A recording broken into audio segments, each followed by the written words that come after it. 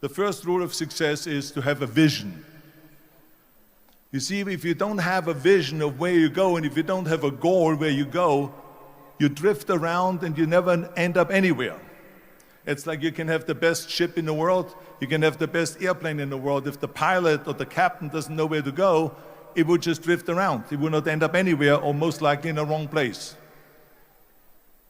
So I was very fortunate that I stumbled onto my vision. I mean, as you know, I was born in 1947 in Austria after the Second World War. And I didn't really like Austria when I grew up. I couldn't wait to get out of there. I couldn't see myself becoming a farmer or a worker in a factory or anything like that, even though my parents wanted me to stay there and have a normal life. My father wanted me to become a police officer like he was. My mother wanted me just to stay there and marry a girl with the name of Heidi, hopefully, and have a bunch of kids and run around like the Van Trapp family in The Sound of Music. But that was their vision, not mine. My vision was totally different. I felt that I was born for something special, for something unique, for something big. So I was searching. Then one day I went to school. I remember I was 11 years old, and they showed a documentary about America. And there they showed in this documentary the huge skyscrapers. Politics. I remember that in politics I had a very clear vision that I will be the leader of California. That's as far as I could go, because I was not born in America, so I could not run for president. So being the governor of the fifth largest state, the largest state, the fifth largest economy in the world, was for me really the ultimate title, the ultimate accomplishment in politics. So even though people came up to me and says, why don't you go and run for something smaller, you're never gonna make it. I ran for governor, and then 2 months later I became governor of the state of California. Again, because I had a very clear vision what I'm going to do with California. So let me tell you something, visualizing your goal and going after it makes it fun. You got to have a purpose no matter what you do in life. You got to have a purpose. So that's rule number one, have a vision. Rule number two is don't listen to the naysayers. Don't listen to the naysayers.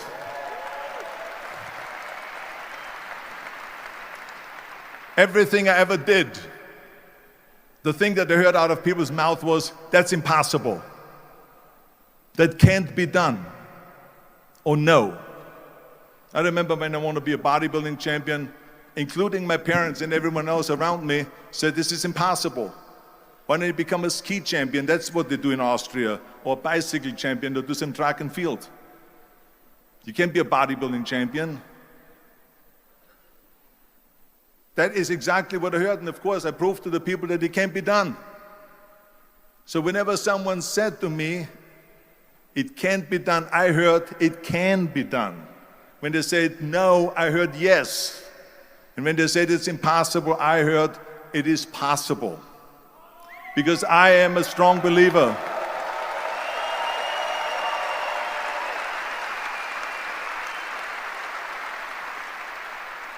I'm a strong believer of what Nelson Mandela said, that everything is always impossible until someone does it. Well, I'm going to be the one, I said to myself, I'm going to do it and I'm going to show it to them. Maybe it has never been done before. That's perfectly fine with me. But I'm going to do it. And I did not listen to the naysayers.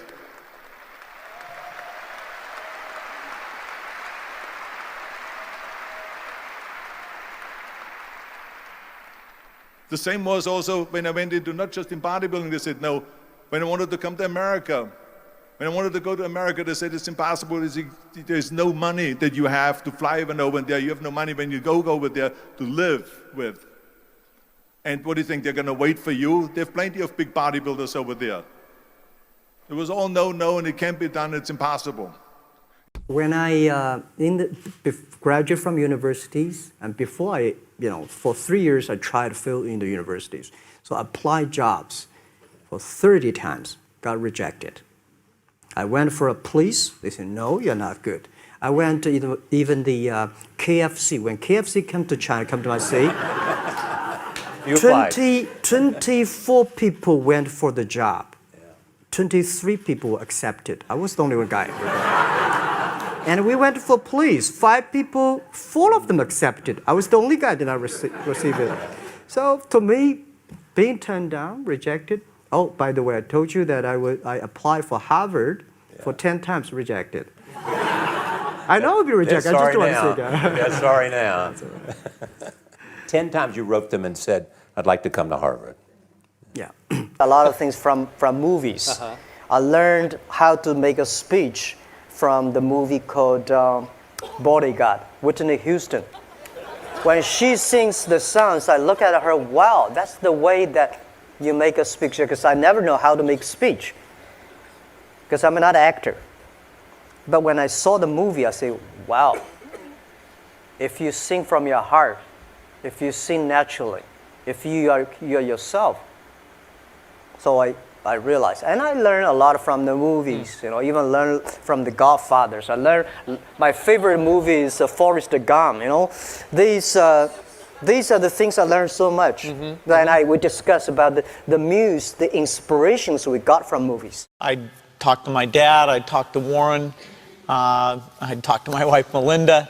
So I have enough people that know me and actually know where my judgment isn't its strongest, where I might get overexcited about something or forget to think about something. And so they're good at correcting, particularly Melinda, good at correcting whatever those blind spots are. And I think it's good to encourage your friends and advisors to really give them that license. I can go to a party and forget to say hello to various people or something. That's a very minor example of my blind spots. Not to the hostess. Well, Melinda would help me do that. Yeah, she would, So, a small number of people that you can turn to on certain key things is a great asset. I'm in meetings a lot. My calendar gets very full with those, and then at night, after the kids have gone to bed, I'm on email a great deal. I get messages during the day. That's my chance to give long responses. And then over the weekend,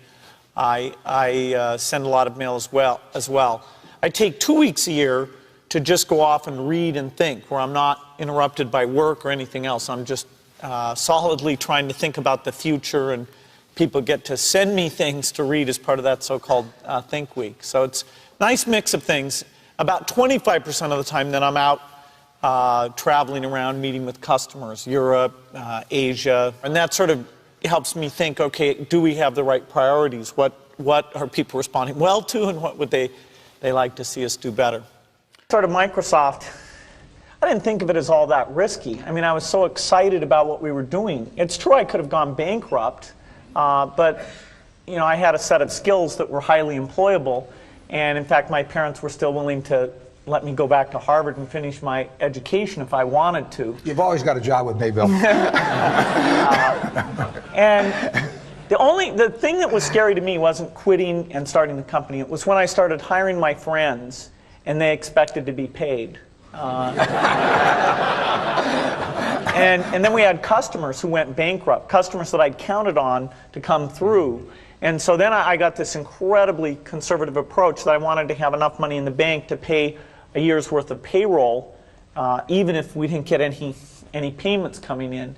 And I'm almost true to that the whole time. We have about 10 billion now, which is pretty much enough for the next year. Anyway,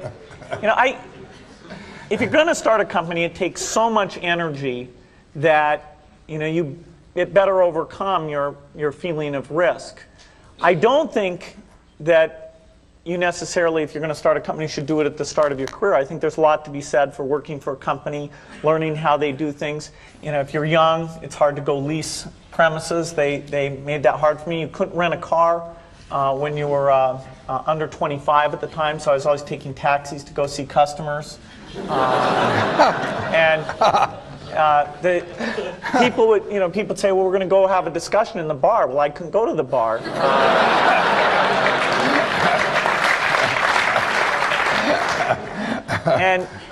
But that's fun, because I'll tell you, when people are first skeptical and they think, oh, this kid doesn't know anything, then when you show them you've really got a good product and you know something, they actually tend to go overboard and they think, whoa, they know a lot. Let's really do an incredible amount with these people. So our youth, at least in this country, was a huge asset for us once we reached a certain threshold. It is hard. It's hard to hire older people because they'll be a little bit conservative about whether they should come and take the risk. And it took 3 or 4 years before we could go out into the normal sort of employment pool. But those problems that come with starting a firm, you better think of those as